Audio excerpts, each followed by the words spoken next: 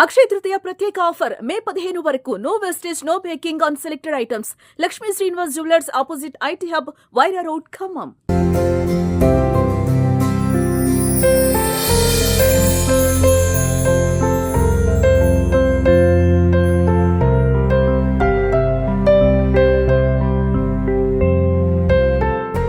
అనుభవించినటువంటి నాయకులు సామూహిక పడుకొని ఈరోజు బయటకు వచ్చి అయ్యో ప్రజలకంతా అన్యాయం జరుగుతుందని మొసలి మీరు కలుస్తా ఉన్నారు.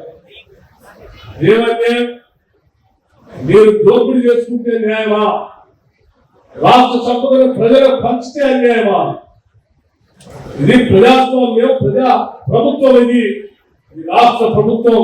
ప్రతి రూపాయి భోగేస్తాం, వేసిన ప్రతి రూపాయికి ప్రజలకే పంచుతాం తప్ప పాలకులు కాలనేది మాత్రం చాలా స్పష్టంగా తీసుకున్న రాబోయే సంవత్సరాల్లో కూడా ఇటువంటి సంక్షేమ కార్యక్రమాన్ని అనేకం చేసుకుంటూ పోతామని ఈ సందర్భంగా మీ అందరికీ మనం చేస్తా ఉన్నాం.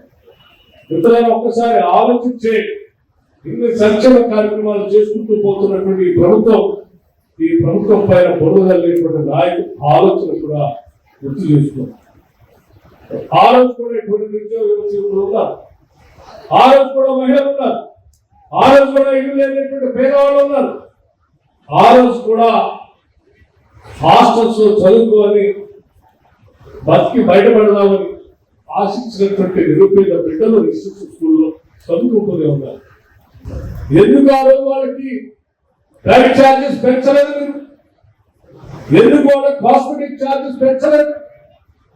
మరి ఈ రోజు మాత్రమే ఎందుకు చేయగలుగుతున్నాం అంటే ఈ ప్రజల కోసం చేయాలన్నటువంటి మనసు ఈ రాష్ట్ర ప్రభుత్వానికి. ఇందువల్ల రాజ్యం కాబట్టే ఈ రాజ్యంలో ఉన్న ప్రతి పౌరుడు ఎదగాలని ఆశపడుతున్నాం కాబట్టే ప్రతి శాసనసభ నియోజకవర్గంలో young India integrated residential schools అని ఒక్కొక్క స్కూల్ కనీసం 25 ఎకరాలు తగ్గకుండా ఇంగ్లీష్ మీడియం ఇంటర్నేషనల్ స్టాండర్డ్స్ లో ఉచిత విద్యను ఏర్పాటు చేసేటువంటి కార్యక్రమానికి రాష్ట్ర ప్రభుత్వం నాంది పలికింది. ఈ శాసనసభ వైరా శాసనసభ నియోజకవర్గంలో కూడా young India integrated residential school ని శాంక్షన్ చేశాం. ఈ శాసనసభ నియోజకవర్గంలో కూడా 100 పడకల ఆసుపత్రిని శాంక్షన్ చేశాం.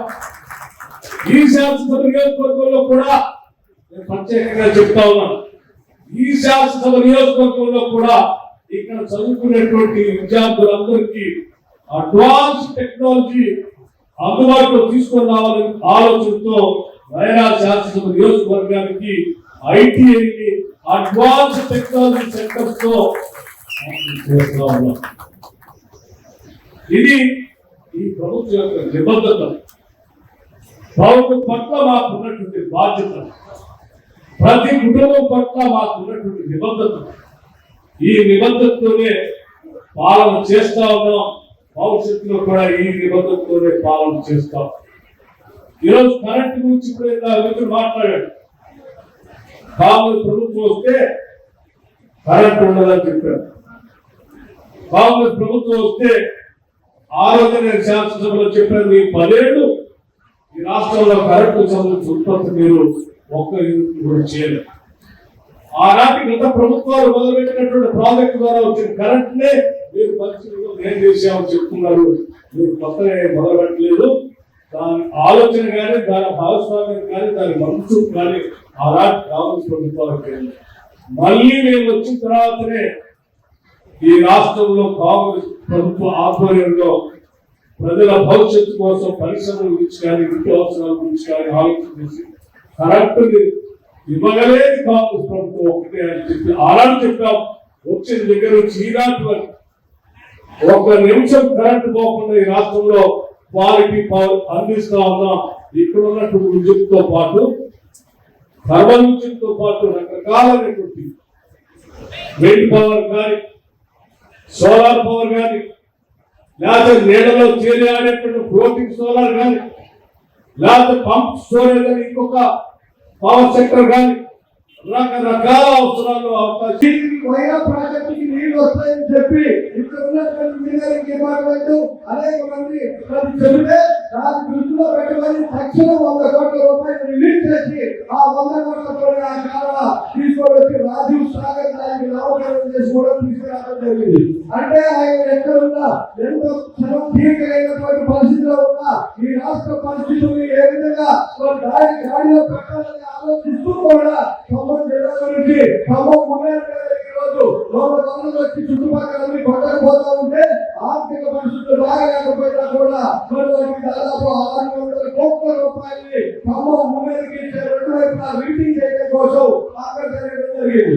అలాగే నీటి ప్రాజెక్టు గురించి రోడ్డు గురించి నిరంతరమైన డబ్బులు ఎక్కడ ఎంత టైం ఉన్నా కూడా ఈ ప్రాంత అభివృద్ధి కోసం ఆయన చాలా ఆలోచన చేస్తూ ఈ తీరిక లేకుండా కూడా ఉన్నప్పటికీ కూడా ఈ ప్రాంత అభివృద్ధి మీద మరి నిరంతరం పనిచేస్తున్నట్టు మేమందరం కూడా దాదాపు 30 సంవత్సరాల నుంచి మట్టిగారి నాయకత్వంలో మట్టిగారితో పాటు పార్టీ అధికారంలో ఉన్నా లేకపోయినా ఏమైనా ప్రజా సమస్యల కోసం ప్రజాసేవ కోసమే అనేక కార్యక్రమాలు చేస్తున్నటువంటి మట్టిగారి శిష్యంగా మేమందరం ఉండటం అదృష్టంగా భావిస్తూ భవిష్యత్ తరానికి ప్రత్యేకంగా ఈ రాష్ట్రాన్ని అభివృద్ధి చేసుకుంటూ నేటి యువతకి ఉద్యోగాలు కల్పించాలని దాదాపు ఇప్పటికే అన్ని గ్రూప్ ద్వారా అన్ని ఇండస్ట్రీస్ ద్వారా 60,000 మందికి ఉద్యోగాలు ఇప్పించి ఇంకా కూడా స్కిల్ డెవలప్మెంట్ యూనివర్సిటీస్ కూడా పెట్టి ఈనాటి యువత మొత్తాన్ని కూడా ఉచితంగా అయితే కూడా వాళ్ళకి భరోసా కల్పించి వాళ్ళకి ఉద్యోగాలు కల్పిస్తే మరి వాళ్ళ ద్వారా సంపాదన పెరగాలని తప్ప